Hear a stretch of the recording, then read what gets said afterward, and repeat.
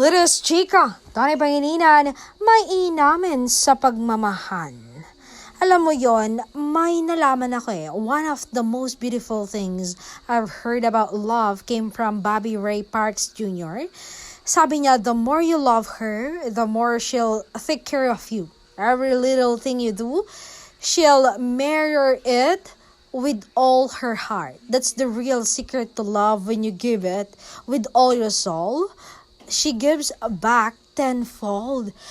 Kaya tinatak ko talaga sa utak ko yan at ganun ko tinatrato si Bel Mariano.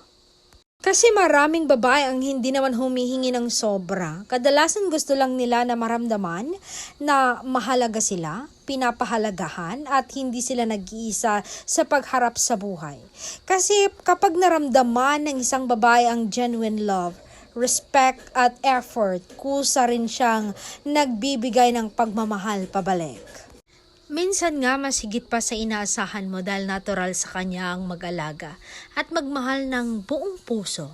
Ang totoong relasyon na hindi paramihan ng sakripisyo kundi palitan ng pagmamahal at pag-unawa. Kasi kapag pareho kayong nagbibigay, sumusuporta at nagpapahalaga sa isa't isa, mas nagiging matatag at masaya.